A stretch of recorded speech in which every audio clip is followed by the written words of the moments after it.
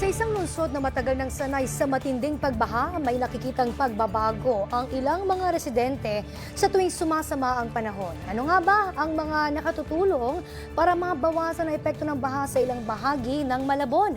Tinutukan yan ni Eugene Fernandez.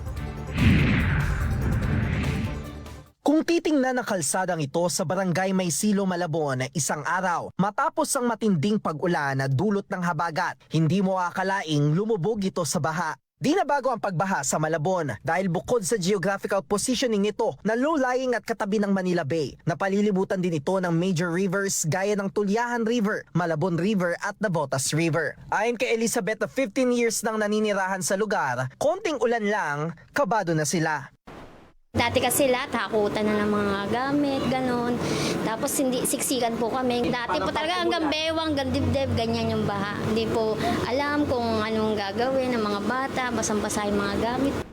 Ikinuwento nga ng mga residente dito sa Sitio Rosales sa Maysilo, Malabon kung gaano kataas yung naging pagbaha nung panahon ng Ondoy, kung saan umabot nga raw ito lagpas dito sa bubong na ito at pinasok ang kani-kanilang mga tahanan. Pero nito nga lang daw habagat kung saan 3 linggong tuloy-tuloy ang buhos ng ulan ay umabot lamang ito ng hanggang tuhod. Ito nga raw ay dahil sa naging proyekto ng pamahalaan sa kanilang lugar.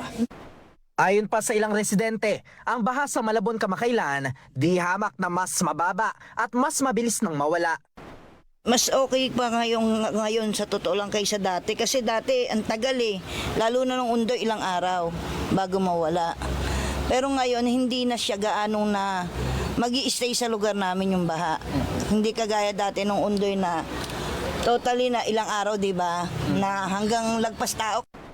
Mas maganda po ngayon kaysa dati po. Kasi po, nagkaroon ng pump station. Tapos po, yung baha po netong last, wala po dun sa yung unang hagdan, hindi pa siya umabot.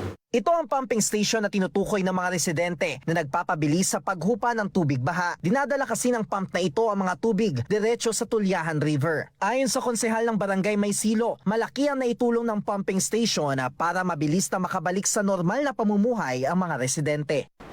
Ngayon tinutukan kami ng DPWH at nag-declare po sila katulong ang barangay at nawala na po baha.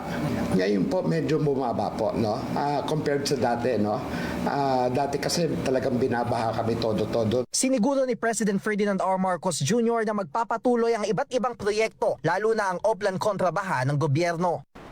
So there is still a lot of work that needs to be done, but with the effects that we have seen, because after all, if we look at the beginnings of the water management that we have done, this is the effect of the work of the last 6-7 months. Nakita natin nakabawas kaagad, kaya ipapagpatuloy natin ito. Tiwala naman ang mga residente ng Malabon na matutuldukan ng administrasyon ang problema sa baha, lalo't malaking pag-asa ang dinala ng maliit na pagbabago sa kanilang sitwasyon kamakailan.